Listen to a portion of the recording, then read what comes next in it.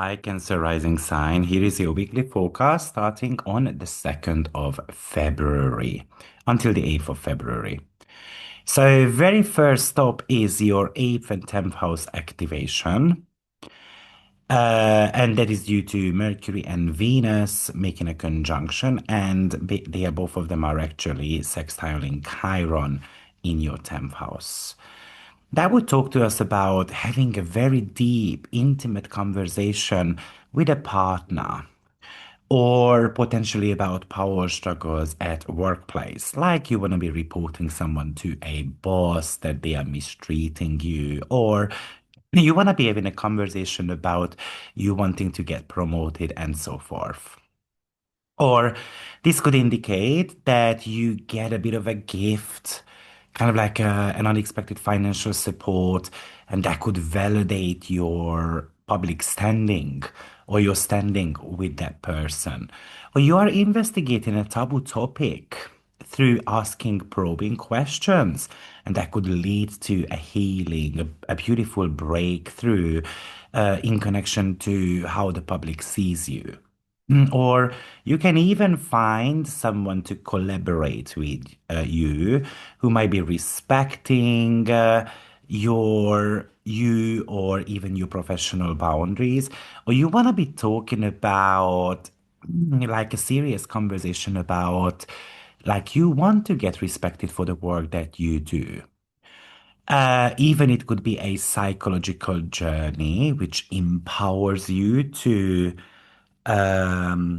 be more visible because you might have been shying away from being in the spotlight. Now, the next aspect that we've got is Saturn on 29 degree. And that would be about a karmic closure. It's about completing a major cycle of study, travel, or spiritual searching, the searching to meaning to life. In the last 2.5 years, you were meant to be figuring out what your vision is. The last 2.5 years tested your belief system and your worldviews, and it's actually reaching now its final conclusion. You are actually asked now to ground your highest truth into something concrete. Potentially, you have to stop being the student and you're gonna have to become the teacher. Or maybe a legal matter that is reaching its final resolution, whether it's a loss or a gain. Of course, it depends on your natal chart. It's kind of like the graduation degree for you. So it's about the school of life graduation. The very next stop is Sun Sextile series, so another eighth and 10th house activation for you. And maybe this is a inheritance, for example, that gives you the stability you need for launching a career or to become braver in the department. Or you might be finding a nurturing partner who is actually helping you find a job or helping you with your professional growth. I can also imagine that the deep psychological work uh, that you have been spotlighting or got spotlighted in your life is going to lead to a better role, for example. But of course, it requires bravery. Or maybe you realize that your power comes from how well you manage your talents, your intimate resources, your connections with others. And you might even looking at your own psychological complexes, why you haven't stepped into the spotlight yet, and then now you are ready to take care of that. Then we've got Mercury entering the sign of Pisces, which is your ninth house. And it really feels like that your worldviews is about to expand, and then you are just seeking truth beyond words.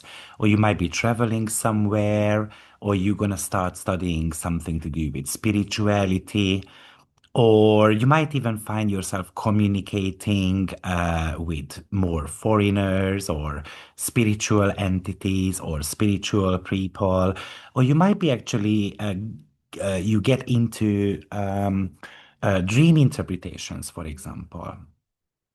Or your bigger picture is going to become a little bit more fluid, and then you are less concerned with legalities or the practical side of things.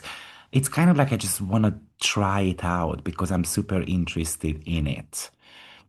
This is about you kind of feeling your path, feeling the divine order, basically. And then we've got Venus squaring Uranus. That's the 8th and the 11th house that's going to get triggered there. I think it could indicate an out of the blue type of money that could be entering your way. Or maybe you want to be liberating yourself from the group's financial demands. Like, I'm not going to pay for a membership anymore. Or you want to be paying off your debts to a friend of yours. Or maybe there is this intimacy that disrupts your friendship, kind of like falling in love with a friend of ours are falling in love with us, and so forth. Or maybe you managed to break free from kind of like a taboo agreement that was holding you back from achieving some of your social goals. Or out of the blue, a friend of yours is asking for money, or you get an opportunity even to collaborate uh, with someone connected to your future hopes and dreams. Now let's look at some of these asteroids. Hopi and Phaeton are entering the sign of Taurus, which is your 11th house. And it looks like that your social life might start kind of like buzzing a little bit, but you at the same time you might feel responsible as well to go after your long-term goals. Or I can imagine that you have got this ambitious group project or a vision, and that is tempting you to rush. But at the same time, you also know that the right action is to making sure that the foundation is actually stable. Or you might find yourself being kind of like the anchor, for example, in your network among your friends. Or you might notice that people started being very obsessed with some type of high-speed trends. And do I want to be a part of it? Do I want to follow that? And so forth. Or maybe there is a viral moment happening, and kind of like, do I trust that? Do I not trust that? Or you might even notice that your friends are kind of like running around like chicken without heads, and then you have to be calming them down, or they are trying to hold you down a little bit so that you are not going in that tremendous amount of speed. Then the next asteroid is Nemesis entering the sign of Capricorn, which is actually pretty important because it's going to remain there until the end of the year. And it could talk to us about a rival or a partner who is kind of like acting as a mirror towards us. And this is about we want to be kind of like knocking out this person out of our life. Or we would like it's a little bit competitive. But at the same time, I would also like to mention though that Capricorn is professional. So it's not necessarily about knocking someone out completely. It's about doing things with integrity. Um, at the same time, I would say that um, a partner can show us the cold reality as well, or that there needs to be certain type of boundaries created within the relationship. Or maybe there is a hidden tension according or within a contract, and we are having to have a sobering conversation. Or I can imagine that I've got an enemy. And maybe the enemy is your own fear of commitment. So you might need to be able to work that through. Or maybe a rival at a workplace who is kind of like trying to audit your work and reminding you of the importance of professionalism or results. Or maybe you have to be doing such things as well. Or maybe it's about rebuilding your most important one-to-one connections. So as you can see, these are the major patterns for the upcoming week. So I hope this video helps, and if it does, then make sure to follow, subscribe, like the video, and I will see you next week. A little bit of a summary actually for you, Cancer. I think this week is about power, intimacy, and social integrity. There might be a deep conversation that you are having to have so that you can heal your professional status.